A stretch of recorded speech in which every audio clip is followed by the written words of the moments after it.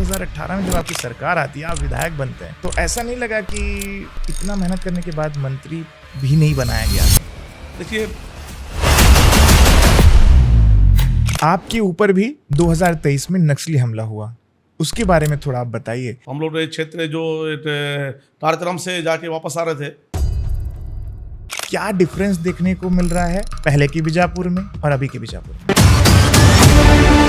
हाल में बीजापुर में करोड़ों रुपए का तेंदुपत्ता खाक हो गया जल करके, हम कैसे विश्वास करें? तो कहीं ना कहीं ये बड़ा षड्यंत्र की ओर इशारा कर रहा है, इसमें घोटाला हुआ है। जैसे हम सुनते हैं बस्तर में नदी नालों का भंडार है, सराबोर है बस्तर पूरी तरह से, लेकिन बस्तर वालों के लिए उनके हक में पीने का पानी भी नहीं है। जल संकट से जूझ रहा है बीजापुर। ऐसे ऐसे वीडियोस आते हैं, मार्मिक वीडियोस आते हैं, पत्थर के उसमें पानी बड़ा मुश्किल से एक अपंग आदिवासी भाई लेकर के जाता है। तो जल संकट से अगर जूझेगा तो हम बस्तर के लोगों को कैसे बोलेंगे कि बस्तर का जल जंगल और जमीन है? बस्तर की जहाँ तक मैं बात करूँ, बस्तर के जल जंगल जमीन को उसने कौन लूट रहा है और किस संरक्षण मिल रहा है, ये पूरा बस्तर की जनता जानती है। आप मान रहे हैं कि नक्सल मुक्त हो चुका है बीजापुर? हम नहीं कह रहे, सरकार कह रही है। जब बस्तर नक्सल मुक्त हो चुका है तो सरकार ये दावा किए थे कि हम हर पंचायत को 1 करोड़ रुपए देंगे। जो गांव हर नक्सली को सरेंडर कराएगा, वो गांव को नक्सल मुक्त घोषित कर 1 करोड़ रुपया की विकास राशि हम देंगे। अगर सरकार का दावा सही है तो फिर 1 करोड़ मिल क्यों नहीं रहा है पंचायत में? 68 सीटें थी कांग्रेस की 2018 में, और बस्तर में उस वक्त 12 में से 11 सीटें कांग्रेस के पास थी। अगर सब कुछ सही चल रहा था जैसे कि आप कह रहे हैं, तो कहाँ चूक हुई कांग्रेस की कि बस्तर में 4 सीटें और प्रदेश में बिल्कुल आधे से? भाजपा एक तरह से झूठ की फैक्ट्री है, कहने के इनके चलते हमारी सीटें कम हुई है। एडमपल्ली बीजापुर में भी महानदी के सीने को छल्ली करके रोड बना दिया गया रेत चोरी करने के लिए। चारामा में भी यही हाल, बड़े तुमनार में भी यही हाल है। तो क्या बस्तर के खनिज संपदा को लूटने के प्रयास में कांग्रेस अब अग्रसर होकर के इसका विरोध करेगी? गंगालूर माइंस के साथ साथ चर्चाएं ये है जमीनें बेचने के बाद में उद्योगपति का वहां पे राज होगा, उद्योग लग रहा है। तो कैसे बस्तर वाले वहां पे अपने साधन के साथ जी पाएंगे? सरकार वहाँ के स्थानीय युवाओं को रोजगार देने की बात कभी नहीं करती है। तो कहने के ये उद्योगपतियों के माध्यम से बस्तर को खनिज संसाधनों का खुलेआम लूट होगा।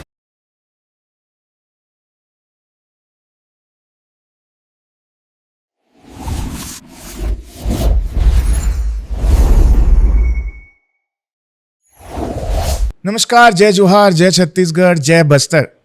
आज का शो बेहद अलग है क्योंकि आज का शो दंडकारण्य पे है। वही दंडकारण्य जो कि नक्सलिज्म से जूझता रहा, उस बस्तर की बात इस पॉडकास्ट में होगी।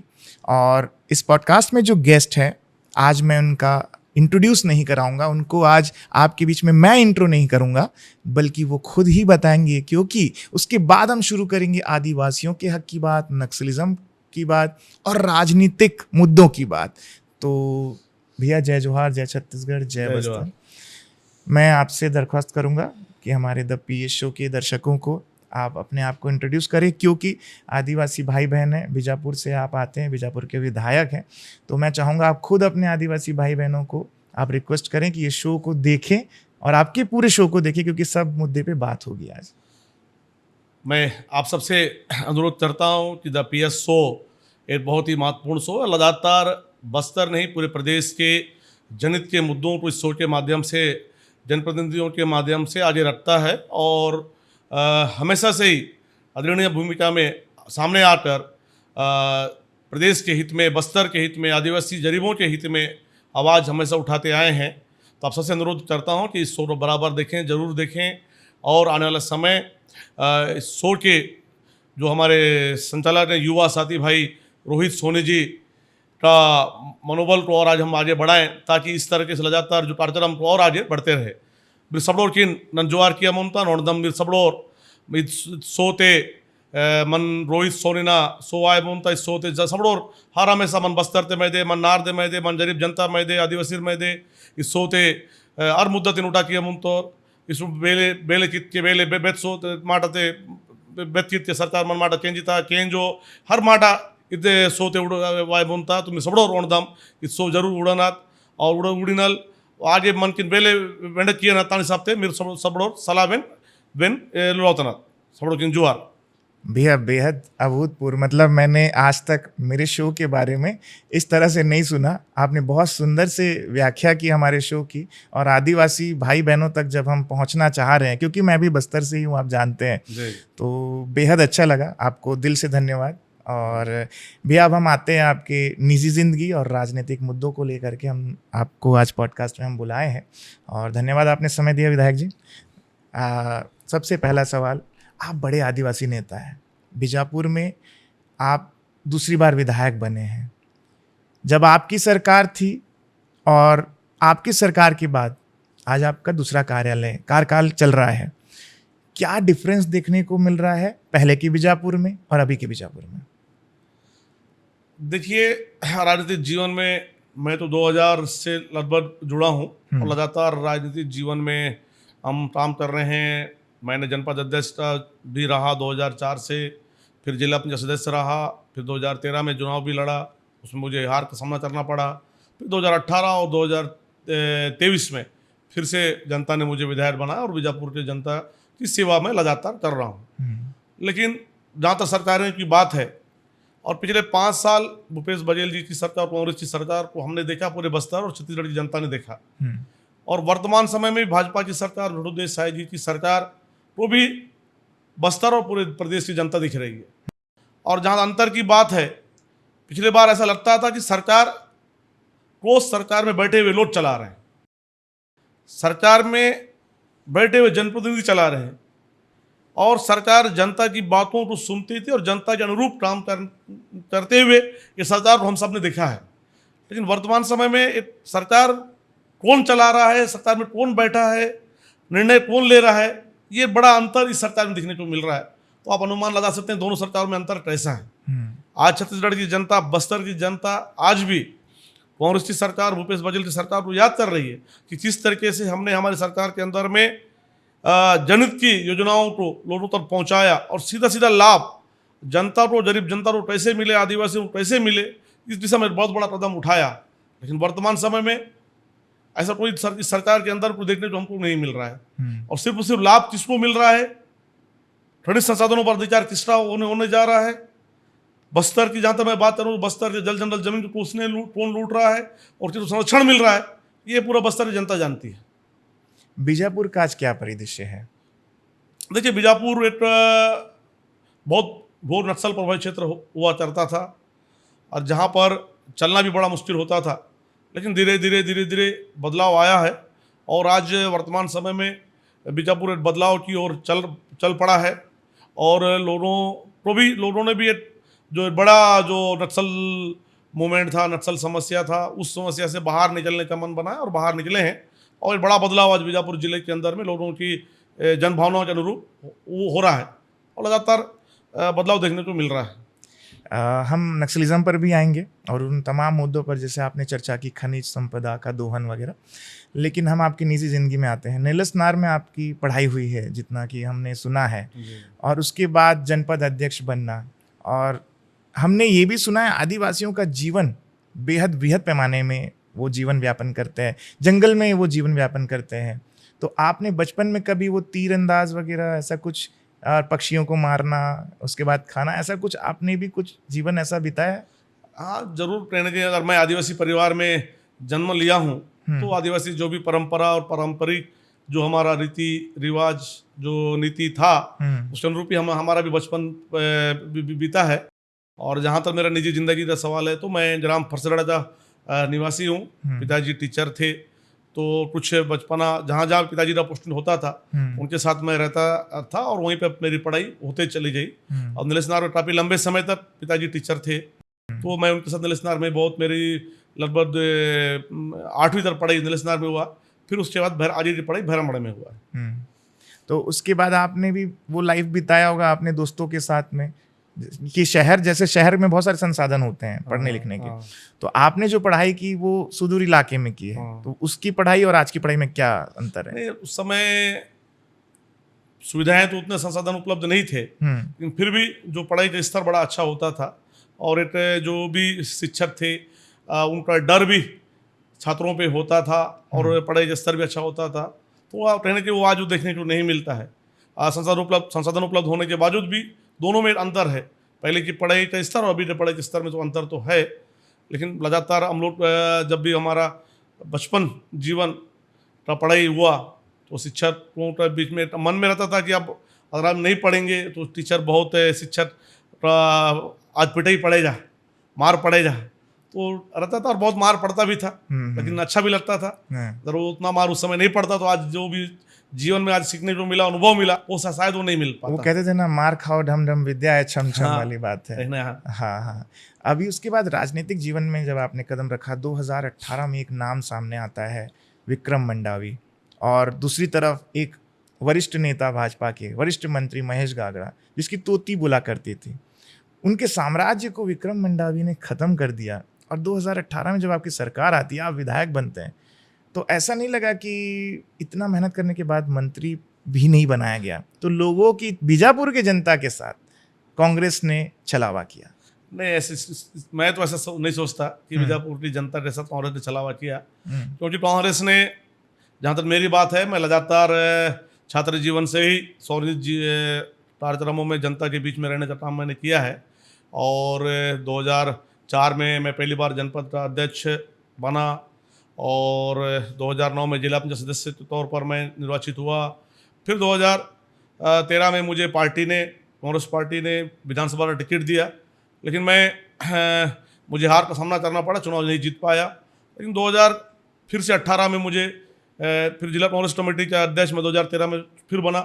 जिला कांग्रेस कमेटी के अध्यक्ष के तौर बतौर 4 साल मैंने काम किया। फिर 2018 में मुझे फिर पार्टी ने मौका दिया, फिर मैंने चुनाव भारी मतों से बीजापुर जनता ने मुझे विधायक बनाया। फिर 2023 से फिर जनता ने मुझे आशीर्वाद दिया, और मैं दूसरे कार्यकाल के तौर पर आज विधायक के तौर पर कार्य कर रहा हूँ।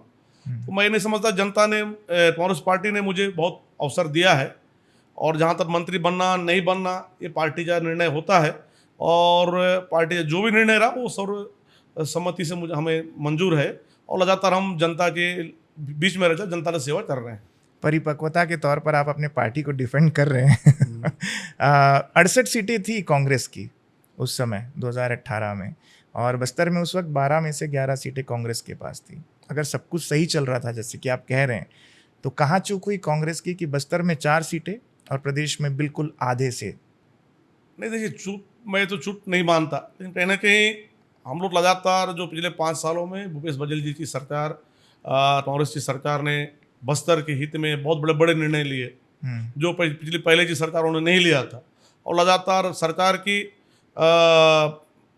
बहुत ज़्यादा एक तरह से कहना चाहिए कि बस्तर को फोकस करके सरकार ने पिछले 5 साल में हमारी सरकार ने काम किया, चाहे आदिवासियों को वनोपज देने की मामला हो, चाहे उनके हक अधिकार, जमीन का वन अधिकार पट्टा देने की मामला हो, चाहे ग्राम सभा को सशक्त करने की बात हो। ऐसे बहुत सारे निर्णय, जो खनिज संसाधनों का जो अधिकार वहाँ पर बस्तर के लोगों को कैसे मिले उसकी बात हो, ऐसा बहुत सारे निर्णय कांग्रेस की सरकार ने, हमारी सरकार ने लिया, और जनता के हमें भी लग रहा था कि जनता का आशीर्वाद फिर से हमें बड़े पैमाने पर मिलेगा। लेकिन भारतीय जनता पार्टी लगातार जो झूठ, अफवाह का जो नैरेटिव सेट करने का जो काम करती है, अफवाह फैलाने का जो काम करती है, झूठ बोलने का जो काम करती है, तो मैं अगर सीधा सीधा कहूँ कि भाजपा एक तरह से झूठ की फैक्ट्री है, और उस पर कहने के इनके चलते हमारी सीटें कम हुई है।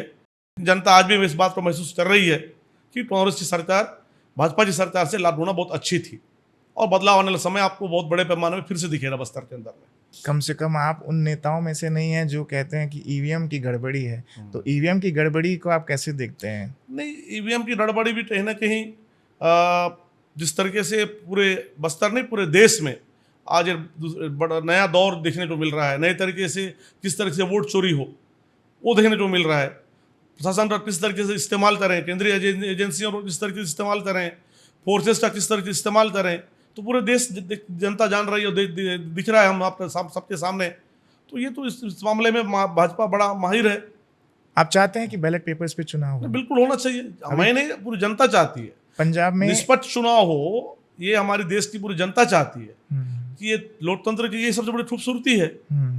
आज भारत देश विश्व में लोकतंत्र की खूबसूरती के कारण जाना जाता है, लेकिन वर्तमान समय में लगातार कैसे संविधान को, लोकतंत्र को कमजोर करने का जो प्रयास किया जा रहा है, तो इससे कहीं ना कहीं एक जो भारत देश की छवि मैं मानता हूँ कहीं ना कहीं कमजोर हो रही है। तो जो भी हमारी सरकारों को, प्रशासन को निर्णय निष्पक्ष चुनाव कैसे हो और लोकतंत्र पे लोगों का विश्वास कैसे बने रहे, उस दिशा में काम करने की जरूरत है।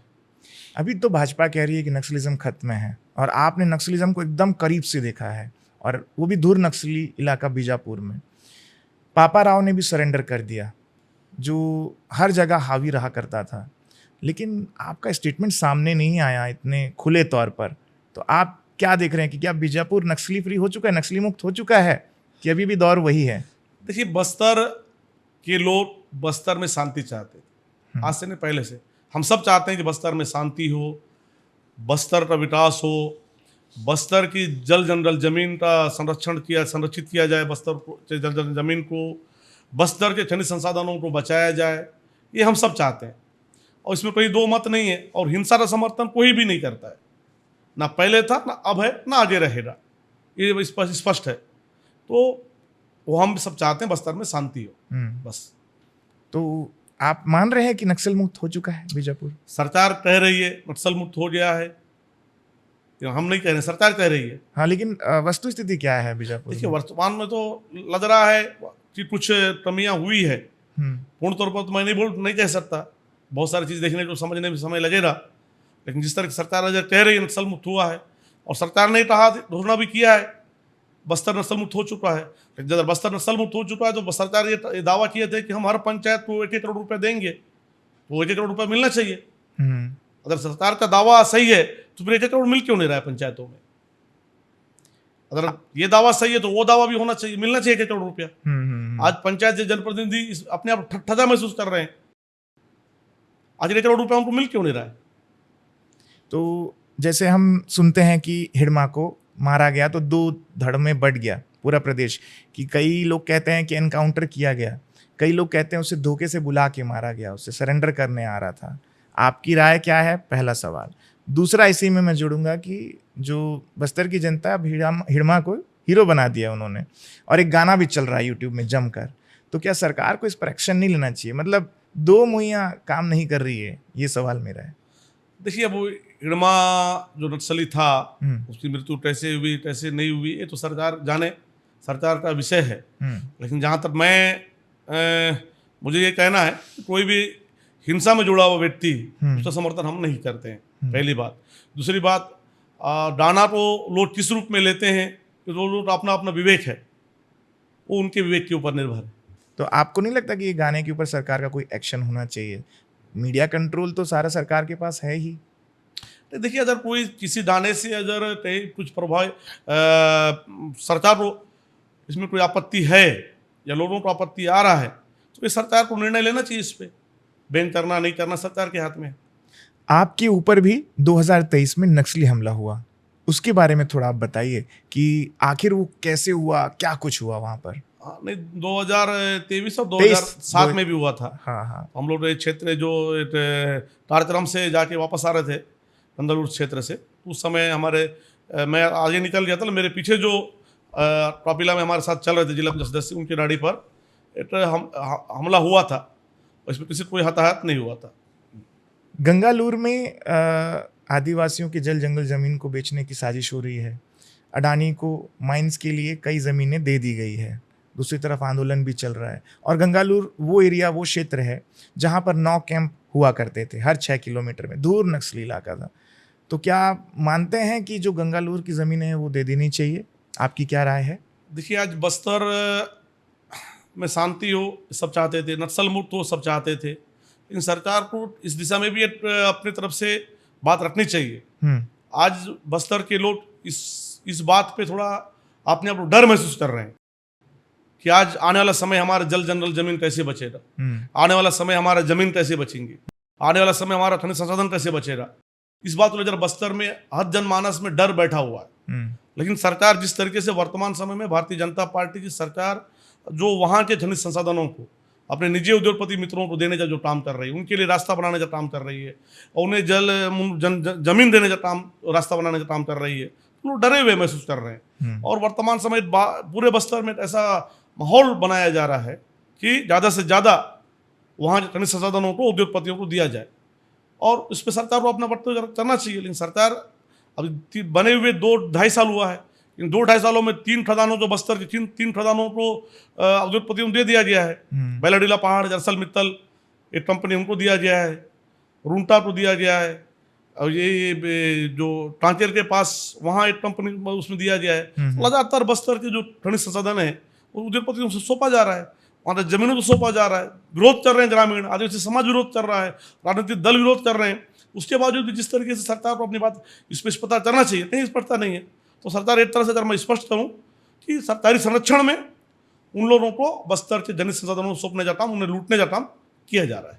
इस स्थिति में फिर क्या आदिवासी एक होकर के जिस तरह से आंदोलन कर रहे हैं तो ये हिंसक रूप नहीं ले लेगा? फिर इससे कहा जाएगा कि नक्सल पैदा हो रहे हैं, या फिर ऐसा कुछ भी तो हो सकता है ना। अपना जमीन तो हर कोई बचाना चाहेगा। देखिए, पहली बात मैं व्यक्तिगत तौर पे कहना चाहता हूँ कि सरकारों को समझना चाहिए कि बस्तर में नक्सलिज्म का उदय कब हुआ, शुरुआत कब हुआ और कैसे हुआ और क्यों हुआ, किन कारणों के चलते हुआ था। उस समय कहीं ना कहीं शुरुआती तौर पर अगर बात करें तो लगातार वहाँ पर जो जमीन का जो इशू था, जमीन के मुद्दों को लेकर वहाँ पर जो शोषण होता था, वो उसको लेकर कहीं ना कहीं नक्सलिज्म उसी समय वहाँ पर आए और लोगों ने उनका साथ शुरुआती तौर पर साथ दिया था शोषण से मुक्ति के लिए। और उसके बाद नक्सलिज्म को दूसरा रूप भी देखने मिला, लेवी लूटने का, शोषण करना, लगातार नक्सली शोषण करते रहे, पैसा वसूलते गए, लोगों को परेशान करने का काम, लोगों को मारने का नक्सलियों ने भी किया और जिसके विरोध में वहाँ की जनता ने भी किया, उसका विरोध अंत हुआ।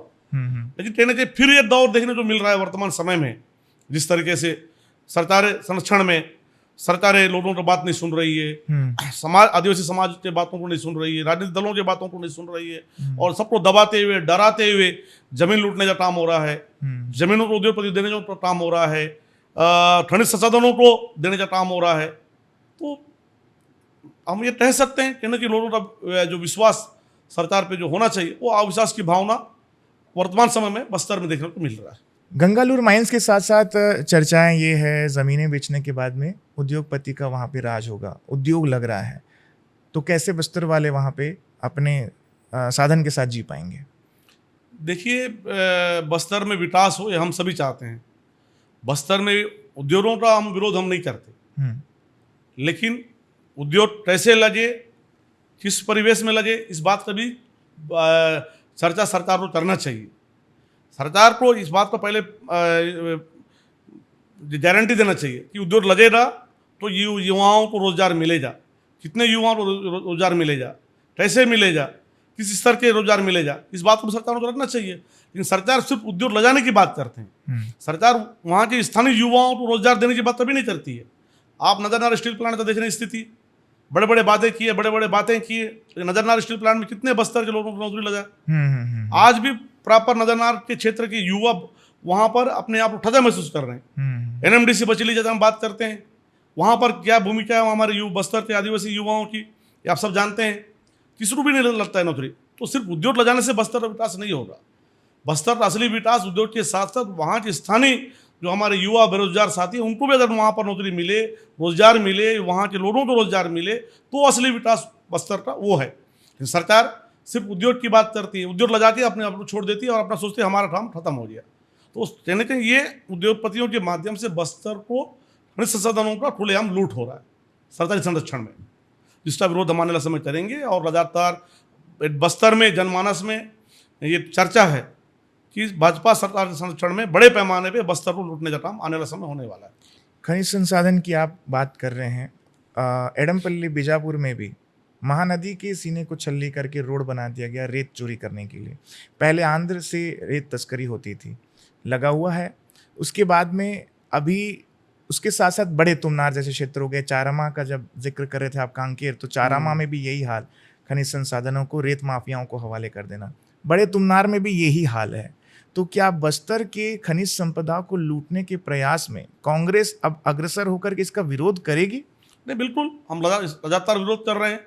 मैं बीजापुर में कर रहा हूँ, सुकमा में हमारे वहाँ के कांग्रेस पार्टी के जो हमारे नेता हरीश कुवासी जी वो कर रहे हैं, दंतेवाड़ा में शबिन शर्मा जी कर रहे हैं। हर जगह हमारे बस्तर के पूरे बस्तर में हमारे कांग्रेस से जुड़े हुए लोग, स्थानीय जनप्रतिनिधि, पंचायत प्रतिनिधि, प्लस वहाँ के जो आदिवासी समाज के लोग हैं, हर कोई विरोध कर रहा है। लेकिन सरकार में सुनवाई हो कहाँ रहा है? कौन सुन रहा है? पूरी तरह से प्रशासनिक जो अधिकारी हैं हावी हैं।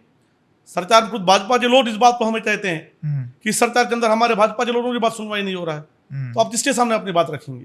मैं बीजापुर में लगातार जो अवैध रेत का जो मामला उठाया मैंने, उस पर कुछ दिन तक रोक लगा, लेकिन फिर वही आज तेलंगाना के ठेकेदार पैसे वाले लोग यहाँ पर आकर बस्तर की जो रेत को हैदराबाद ले जाना चाहते हैं, विरोध करते हैं जनता वहाँ, हम विरोध करते हैं, सुनवाई नहीं होता है, तो आज किसके पास जाएंगे आप? तेलंगाना ले जा रहे हैं, तेलंगाना ले जाते हैं हमारी रेती को, तेलंगाना जाएगा तो पैसे इससे बड़ा और क्या हो सकता है लोग, बताइए आप। लेकिन सरकार के अंदर बैठे हुए लोग, चाहे अधिकारी हो, चाहे जनप्रतिनिधि हो, चाहे मंत्री हो, ये बात सुनते ही नहीं है। इससे बड़ा दुर्भाग्य और क्या क्या समझे बस्तर के लिए हम। डीएमएफ फंड का बीजापुर में कितना सही उपयोग हो रहा है? देखिए, डीएमएफ जो फंड है वो जहाँ तक मैं सोचता हूँ स्थानीय स्तर पर लोगों को मूलभूत सुविधा, विकास और क्या बेहतर से बेहतर लोगों के हित में, जनता के हित में काम हो, उसके लिए वो फंड है। लेकिन वर्तमान समय में हमारी जो सरकार जो थी कांग्रेस पिछले 5 सालों में, हमने बहुत बेहतर ढंग से वहाँ पे डीएमएफ फंड का लोगों के लिए इस्तेमाल किया। उसका नतीजा, उसका जो एक जितने डेट हमको मिला। लेकिन वर्तमान समय में भाजपा सरकार के अंदर में डीएमएफ फंड सिर्फ एक तरीके से बोलना चाहिए, कहीं पर भी उस डीएमएफ फंड के लिए जनप्रतिनिधियों को ना कोई सुझाव लिया जा रहा है, ना उनके सुझाव पे अमल किया जा रहा है, और कैसे इस फंड का उपयोग हो रहा है, कौन कर रहा है, कहाँ हो रहा है, ये कोई इस बात की जानकारी किसी को नहीं मिलता। हम खुद विधायक हैं, लेकिन हमको लगता ही नहीं कि वर्तमान डीएमएफ फंड कैसे इस्तेमाल हो रहा है। अधिकारी पूरी तरह से अपने निजी जो फंड होता है, पैसे होता है, उस तरीके से उसका उपयोग कर रहे हैं। सवाल इसलिए लाजमी है क्योंकि बस्तर के लोगों का क्या हक और अधिकार है। जैसे हम सुनते हैं बस्तर में नदी नालों का भंडार है, सराबोर है बस्तर पूरी तरह से, खनिज संपदा भी बहुत ज़्यादा है, वहाँ पे बहुत खनिज संपदा है, अथक मात्रा में है, लेकिन बस्तर वालों के लिए उनके हक में पीने का पानी भी नहीं है। जल संकट से जूझ रहा है बीजापुर। ऐसे ऐसे वीडियोज़ आते हैं, मार्मिक वीडियोज़ आते हैं कि नाले का पानी पीना, फिर वो पत्थर के उसमें पानी बड़ा मुश्किल से एक अपंग आदिवासी भाई लेकर के जाता है। ऐसे ऐसे वीडियो आते हैं। तो जल संकट से अगर जूझेगा तो हम बस्तर के लोगों को कैसे बोलेंगे कि बस्तर का जल, जंगल और ज़मीन है? नहीं, जरूर बस्तर और खासकर अगर मैं बीजापुर की बात करूँ तो बीजापुर भौगोलिक परिस्थिति क्षेत्रफल की दृष्टि से बहुत बड़ा क्षेत्र है। तो कहीं ना कहीं बहुत सारे क्षेत्रों में अभी शासन प्रशासन या हमारी पहुँच अभी तक नहीं हो पाई है, लेकिन हम धीरे धीरे उन क्षेत्रों में भी पहुँच रहे हैं और उन्हें मूलभूत सुविधा मिले, पीने का साफ पानी मिले, चलने के लिए रोड मिले, बच्चों को पढ़ने के लिए स्कूल मिले, और इस तरीके से लगातार हम उन क्षेत्रों में मैं व्यक्तिगत तौर पर मैं खुद भी उन क्षेत्रों में पहुंचता हूं और मैं देखता हूं, और लगातार शासन प्रशासन से अधिकारियों से बात कर उन क्षेत्रों में कैसे मूलभूत सुविधा मिले, इस दिशा में हम लगातार प्रयास कर रहे हैं और बहुत कुछ प्रयास सफल भी हुआ है। इंद्रावती टाइगर रिजर्व की जो एरिया है जहाँ पे सड़कें बन रही है, खबरें ये आ रही है कि वहीं का मिट्टी मुरुम उपयोग किया जाता है। तो ये भी तो खनिज लूट है, खनिज की लूट है, और ठेकेदार मतलब लूटे तो आदिवासी, पैसे जाए तो खनिज माफियाओं के हाथ में या किसी संस्था के हाथ में। तो ये आपने संज्ञान में आया आपके? नहीं, बिल्कुल संज्ञान में आया। उस बात को लेकर मैंने भी अधिकारियों से बात किया है। हाँ, सड़क बनना चाहिए, उसका विरोध नहीं है, विकास होना चाहिए, उसका विरोध नहीं है, लेकिन नियमों को ताक पर रखकर भी कोई काम नहीं होना चाहिए, जो नियमों के अंदर पर रखकर ही काम होना चाहिए। लेकिन मीडिया के साथियों के द्वारा भी, मेरे द्वारा भी और बहुत से जो लोगों द्वारा इस बात को उठाया गया है, लेकिन उसके बाद भी आज पर्यंत कोई भी कार्रवाई इस दिशा में नहीं हुआ है। तो हम सीधा मान सकते हैं कि सरकार के संरक्षण में नियमों को ताक पर रखकर काम किया जा रहा है। आप इसका विरोध प्रदर्शन करेंगे इसमें? बिल्कुल करेंगे, आने वाले समय विरोध प्रदर्शन भी होगा। बस्तर में अमूमन कहते हैं, विशेषकर बीजापुर में, कि सड़कों में कागजों में सड़क बना दी जाती है। बस्तर में ऐसा कहा जाता है कि कागजों में ही सड़क बन जाती है, कागजों में ही सब खेला हो जाता है और ज़मीन पर कुछ नहीं दिखता लोगों के लिए, चाहे चलने के लिए सड़क हो, पीने का पानी हो, मूलभूत सुविधाओं के लिए वो तरस रहे होते हैं। तो क्या आज भी वही दौर है जब आप विधायक हैं?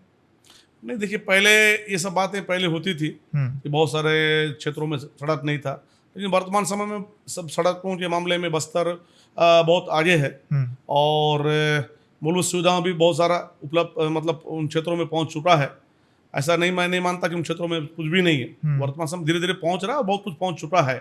लेकिन और जहाँ तक दूसरी बात, जैसे कागजों में जो सड़क होना था, तो पिछले, अब बीजापुर की अगर मैं बात करूँ तो बीजापुर में लंबे समय से, पिछले 1.5-2 महीनों से PMGSY विवाद है, वहाँ पर विवाद चल रहा है और वहाँ पर लगातार वहाँ के स्थानीय जो हमारे मीडिया के साथियों के द्वारा भी, जनप्रतिनिधियों द्वारा भी इस बात को उठाया गया और प्रमाण के साथ बताया गया कि PMGSY की 30 सड़क जो टाटा जो में बनना चाहिए और था, उसके बाद बिना बने सड़क का पैसा निकल गया और सड़क डूब गया है। लेकिन उसके बावजूद भी आज पर्यंत तक जो शासन स्तर में जिस बात की जानकारी है, बड़े अधिकारियों को भी है, लेकिन फिर भी आज तक कोई कार्रवाई नहीं हो रहा है। तो आप समझ सकते हैं, अगर कार्रवाई नहीं हो रहा है तो उन अधिकारियों को जिन्होंने पैसा निकाला, उन ठेकेदारों के ऊपर कार्रवाई क्यों नहीं हो रहा है? तो संरक्षण किसका है, इस समझ में आ जा रहा है स्पष्ट तौर पर।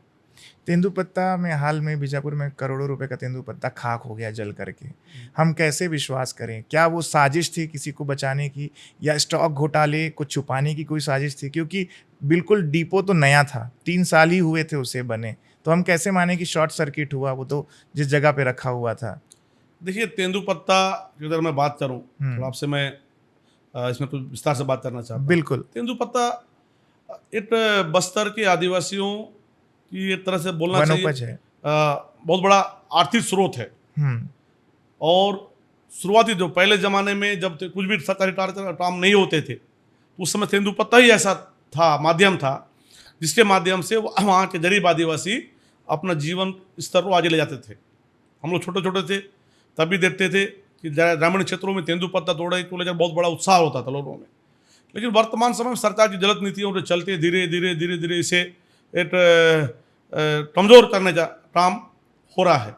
वर्तमान में पिछले जो हमारी सरकार थी तब हमने तेंदुपत्ता के लिए नीति बनाया कि सीधा कैसे लोगों को पैसा मिले, मदद भुगतान का सुविधा दिया, नए नए फंड खुलवाए, ठेकेदारी प्रथा के माध्यम से ज़्यादा पैसा लाभ उनको मिले, ऐसा बहुत सारा हमने काम किया।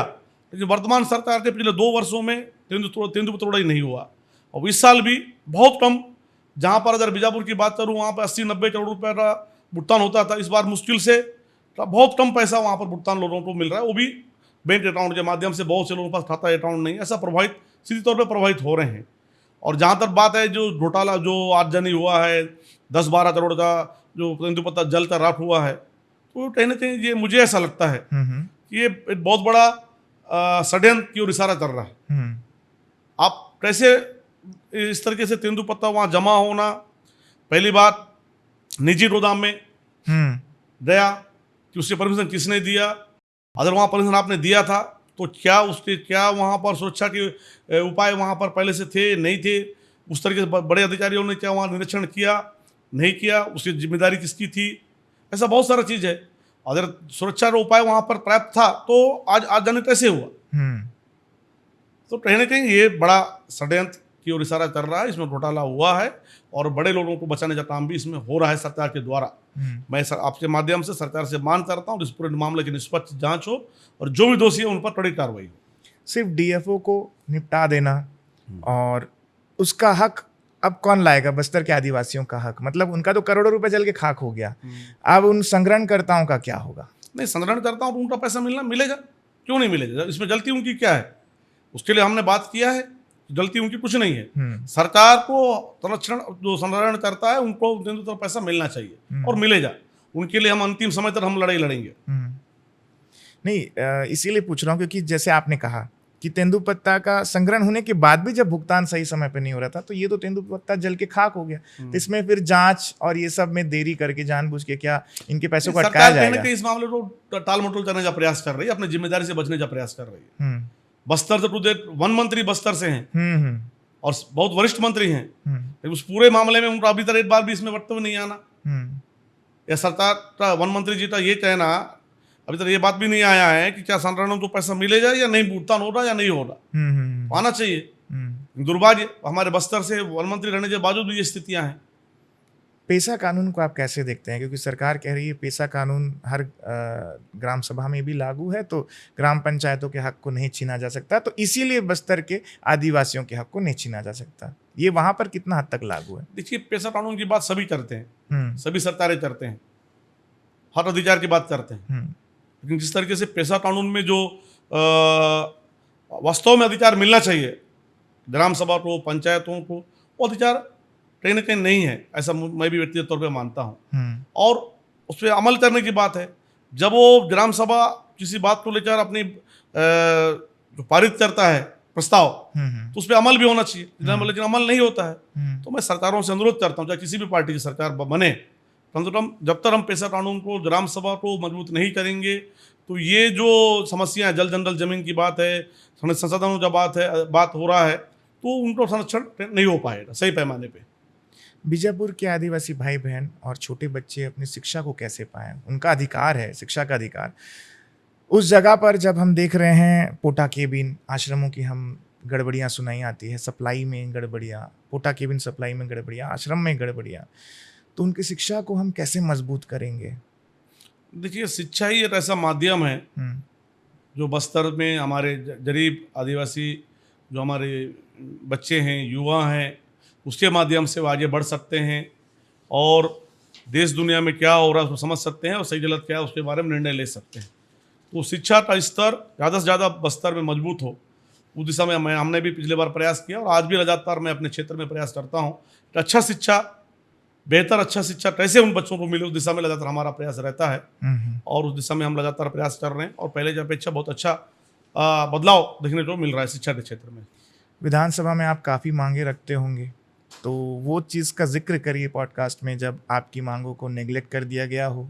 ऐसा कोई है बीजापुर के लिए आपने कोई विशेष मांग की हो? विधानसभा की अगर बात करूं मैं तो पहले की विधानसभा, पहले की जो लोकसभा और वर्तमान समय में जिस तरीके से विधानसभा चल रहे हैं, लोकसभा चल रहे हैं, आप हम सब जानते हैं। भाजपा सरकार जब जब बनती है तब तो लगातार विपक्ष के जो जनप्रतिनिधि हैं उनकी आवाज़ों को दबाने का प्रयास करती है, उनकी मांगों को दबाने का प्रयास करती है।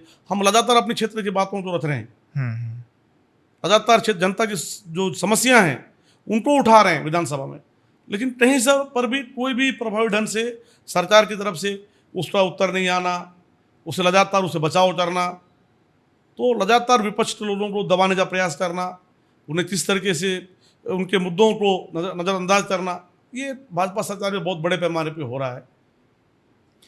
नेताओं के साथ साथ पत्रकार भी जब जनहित मुद्दे उठाते हैं तो उनकी हत्या कर दी जाती है। मैं बात कर रहा हूँ मुकेश चंद्राकर की। अभी क्या न्याय के पथ पे हैं? क्या मुकेश चंद्राकर को न्याय वाकई में मिलेगा? क्या ऐसे लोगों को जो मुकेश चंद्राकर को मौत के घाट जिन्होंने उतारा है आज जेल में है, तो क्या ऐसी घटना दोबारा नहीं होगी? इसकी गारंटी सरकारों को लेनी चाहिए। पत्रकार हित में क्या कुछ करना चाहिए उनकी सुरक्षा के लिए? देखिए, पत्रकार मुकेश चंद्राकर की बात है जो हमारे बीजापुर के और मेरे बहुत ही घनिष्ठ मित्र भी थे हो, और लगातार हम सब हमेशा बैठकर बात करते थे, रहते थे साथ में, और मैंने बहुत नज़दीकी से उनको देखा।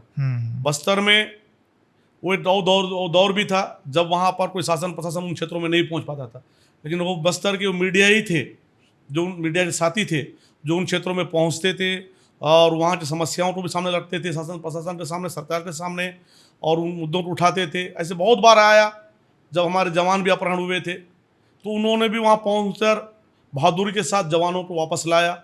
ऐसा बहुत सारा काम हमारे बस्तर में हमारे मीडिया के साथियों के द्वारा किया गया है, तो उसे नज़रअंदाज नहीं किया जा सकता।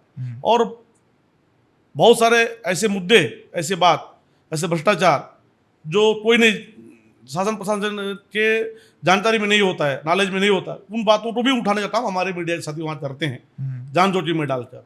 तो उसे ही जो एक बड़ा मुद्दा उन्होंने उठाया तो उसी परिप्रेक्ष्य उनकी हत्या भी हुई, जो जिसे हम कड़ी निंदा करते हैं, वो नहीं होना था। और जो हुआ और उस पर हमारे जो पत्रकार थे, युवा पत्रकार थे मुकेश चंद्राकर, उन्हें न्याय मिलना चाहिए। उस पूरे मामले पे जल्दी से जल्द फैसला आना चाहिए।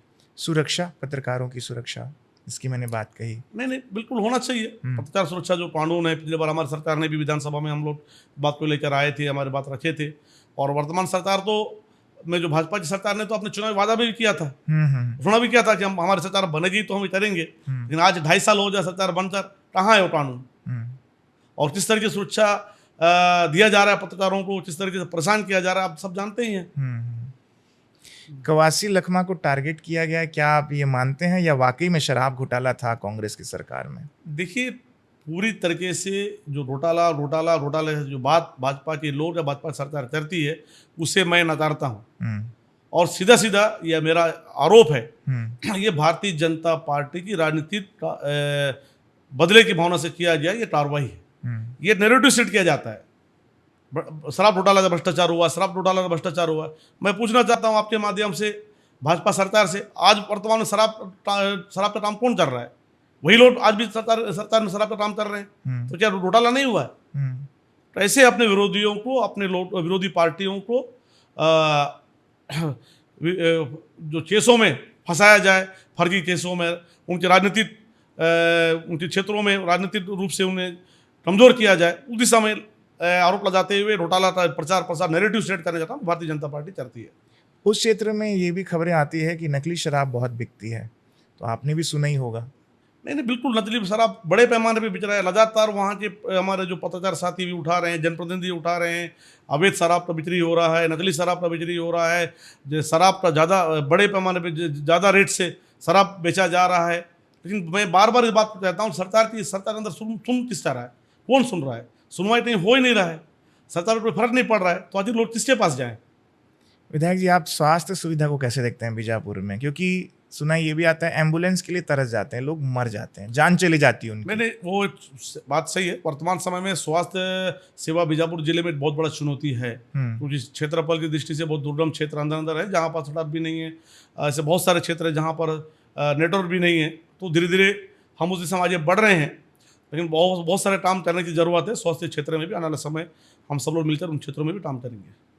ज़्यादातर देखा जाता है बस्तर के जो बस्तर संभाग है और उसके अंतर्गत जितने जिले हैं, प्रभारियों के भरोसे पूरा विभाग चल रहा है। क्या यही कारण है कि शिक्षा विभाग, ट्राइबल विभाग, घोटाले पे घोटाला, पीडब्ल्यूडी में भी घोटाला, क्या यही कारण है? देखिए, आज हर विभाग, मैं किस विभाग की बात करूँ, हर विभाग में ये आप जो बोल रहे हैं घोटाला, भ्रष्टाचार, प्रभारी, हर विभाग में ये स्थिति है। अगर मैं बीजापुर की बात करूँ तो पिछले 9 महीनों से डबल डीओ चल रहे हैं वहाँ पे। मैंने 9 महीनों से डबल डी, इस बात को मैंने विधानसभा में उठाया। माननीय शिक्षा मंत्री जी को मैंने ज्ञापन सौंपा, जानकारी दिया, लेकिन आज पर्यंत भी वहां पर डबल डीओ और दोनों ही डीओ, मजेदार बात, उसी कार्यालय में बैठकर अपने काम कर रहे हैं और सरकार के इस बात की जानकारी नहीं है। तो हम क्या बोल सकते हैं? बच्चों को कैसे पढ़ाएंगे? बच्चों का कैसे उनका उन्नति होगा? ये भाजपा सरकार के अंदर सिर्फ बातें हैं बड़ी बड़ी। एक तरफ सुशासन, डबल इंजन, और सुशासन की सरकार के अंदर, डबल इंजन सरकार के अंदर क्या हो रहा है आप खुद देख रहे हैं। सुशासन का सवाल भी था मेरा। हाँ, सुशासन कहीं कुछ नहीं है। आज भाजपा के विधायक जो अधिकारियों को, नायब तहसीलदार को पीटते हैं, आज तक पर्यंत कार्रवाई नहीं उनके ऊपर। भाजपा के लोग खुलेआम दादागिरी कर रहे हैं, उनके ऊपर कार्रवाई नहीं। और खुद हमारे पूर्व मुख्यमंत्री, विधानसभा के अध्यक्ष रमन सिंह जी ने अपनी बातों को पीड़ा व्यक्त किया कि किस तरीके से सरकार चल रही है। इससे बड़ा और क्या परिणाम पेश हो सकता है? बीजापुर में सुशासन का क्या हाल है? बीजापुर में सुशासन, अगर मैं बिहार की बात करूं तो सरकार ये सिर्फ ढकोसला बनाने का काम कर रहा है, एक ढोन दिखाने का काम कर रहा है। सुशासन जमीनी हकीकत पे आज तक उसी पंचायतों में कोई काम नहीं है, पंचायतों को अधिकार नहीं है, उनका हक अधिकार छीना जा रहा है। 1 करोड़ रुपये जो देने के वादा किया था, वो 1 करोड़ रुपये दिया नहीं जा रहा है। तो मूलभूत सुविधाएं उपलब्ध नहीं करा रहा है। तो किस बात की सुशासन की बात कर रहे हैं? मैं जब बस्तर गया था तो वहाँ के युवक का कहना था कि उसने ना वहाँ पे खड़े होकर के चिड़िया मार रहा था, तो बंदूक के साथ वो खड़ा था। वो वीडियो काफ़ी वायरल हुआ। तो मैंने उससे पूछा कि ये खाली टाइम में क्यों कर रहे हो? तो बोले भैया हम लोग बेरोजगार बैठे हैं, सरकार को हम सिर्फ पुलिस की नौकरी के लिए याद आते हैं। इसमें कितनी सच्चाई है? नहीं, बिल्कुल सच है। पिछले कुछ सालों में लगातार बड़े पैमाने पर वहाँ सिर्फ पुलिस विभाग में भर्तियाँ हुई थी, बाकी विभाग में भर्तियाँ नहीं हुई थी। और आज भी वहाँ का युवा बेरोजगार जो गरीब परिवार से आता है, वो अपने आप ठगा महसूस करता है। बस्तर की जहाँ तक मैं बात करूँ तो सभी सरकारों से, तो पिछली बार भी हमारी सरकार के अंदर भी हमने इस बात को रखा था कि बस्तर के लिए अलग से एक नीति नियम बनाया जाए कि बस्तर के लोगों को उन क्षेत्रों में कैसे सुविधा, कैसे वहाँ रोजगार मिले। और पिछली बार हमने बस्तर कनिष्ठ चयन बोर्ड के माध्यम से वहाँ पर हमारी सरकार के अंदर में एक भर्ती नियम लागू किया था, उसमें बहुत सारा लाभ मिला वहाँ पर। लेकिन दुर्भाग्य से मामला हाई कोर्ट में गया और वहाँ से पेंडिंग हुआ। तो मैं सरकारों से मांग करूंगा कि बस्तर के हित में बस्तर के युवाओं को कैसे रोजगार दिया जाए, उस दिशा में स्पेशली कुछ ये नीति नियम बनाया जाए। जिस तरीके से आप पुलिस भर्ती के लिए आप नियम बनाते हैं कि बस्तर के युवाओं को ही पुलिस में नौकरी मिलेगा, वहाँ सब में छूट देते हैं, तो उसी तरह बाकी विभागों में भी ये नीति नियम बनना चाहिए और उनको वहाँ छूट मिलना चाहिए और उनका लाभ उनको मिलना चाहिए। लेकिन सरकार ऐसा नहीं करती है। हमने ये भी सुना है कि सामूहिक कन्या विवाह, मुख्यमंत्री सामूहिक कन्या विवाह में बीजापुर, सुकमा और दंतेवाड़ा में बड़े तौर पर घोटाला हुआ है। अगर आपके संज्ञान में ये बात अगर आई है तो इस पर आप क्या कदम उठाएंगे? नहीं, मैंने इस बात को सोशल मीडिया में पढ़ा है कि हुआ है, और आपके माध्यम से आज मुझे जानकारी भी हुआ है। तो आने वाले समय इस पूरे मामले को लेकर मैं विधानसभा में अपनी बात रखूंगा और उठाकर जो भी भ्रष्टाचार हुआ है उसकी जांच और दूसरी कार्रवाई की मांग करूंगा। बीजापुर के बीचों बीच महादेव तालाब है जो आज भी अधूरा पड़ा है। करोड़ों रुपए उसमें फूंक दिए गए हैं, कई पैसे शायद निकाले, 80 लाख या 1 करोड़ रुपए निकाल दिए गए हैं। 6-7 करोड़ का वो तालाब था। आज भी बीजापुर की जनता उस मरीन ड्राइव के तर्ज पे बनने वाला महादेव तालाब के लिए तरस रही है। कब वो तैयार होगा, कब बीजापुर वासियों को इसका लाभ मिलेगा? महादेव तालाब में जो बात की आप कर रहे हैं, वो पिछले बार हमारी सरकार में मैंने ही उस प्रोजेक्ट को पास करवाया था, और हमारा बहुत बड़ा वहाँ पर ड्रीम प्रोजेक्ट था कि लोगों को बीजापुर शहर के बीचों बीच एक अच्छा वहाँ पर जो सौंदर्यीकरण हो तालाब का, लोगों को जो सुबह घूमने के लिए मिले। एक बड़ा प्रोजेक्ट था, लगभग 5.5 करोड़ के आसपास का प्रोजेक्ट था। हमने उस पर पास करवाया, लेकिन दुर्भाग्य सरकार बदलने के बाद में इस सरकार के अंदर जिस तरीके से कार्रवाई होना चाहिए वो आज पर्यंत वो कार्य आगे बढ़ नहीं रहा है। ना ही ठेकेदार पर कार्रवाई हो रहा है, ना कार्य आगे बढ़ रहा है। और मैंने भी 2-3 बार इस बात को लेकर उठाया, विधानसभा से लेकर प्रसाद जिला स्तर में भी बात रखा, लेकिन आज तक कोई सुनवाई नहीं हुआ। लास्ट मेरा सवाल है, आखिरी सवाल ये है कि अगर विक्रम मंडावी को अगली बार सरकार कांग्रेस की आती है तो अगर मंत्री बना दिया जाता है तो बस्तर के लिए क्या कुछ अलग करेंगे? देखिए, कांग्रेस की सरकार बनना तय है, अगली बार कांग्रेस की सरकार बन रही है, और मैं वर्तमान समय में विधायक के तौर पर खुश हूँ। मैं अपनी बीजापुर की जनता के बीच में विधायक के रूप में रहकर काम करना चाहता हूँ, और जो बहुत सारे जो कार्य छूट गए हैं उन कार्यों को आने वाले समय पूरा करने का प्रयास मेरी ओर से होगा। विधायक जी, बहुत बहुत धन्यवाद। आपने पूरा समय दिया, हर सवाल का परिपक्वता से जवाब दिया, और पॉडकास्ट के लिए जो हम चाहते हैं कि गेस्ट को अंदर से पूरा उनका जवाब निकालें, वो हम नहीं निकाल पाए, और आपने हमको फेल किया क्योंकि कई विषय पर आप बहुत बचते हुए निकल गए। तो आपने समय दिया पॉडकास्ट के लिए, धन्यवाद। और मैं बीजापुर की जनता के साथ साथ बस्तर की जनता को भी आग्रह करूंगा, पॉडकास्ट को आप ज़रूर शेयर करें, लाइक करें, और आप किसे चाहते हैं अगले गेस्ट के रूप में आप कमेंट के माध्यम से हमें ज़रूर बताएं। द PS शो की तरफ से मैं रोहित सोनी, थैंक यू।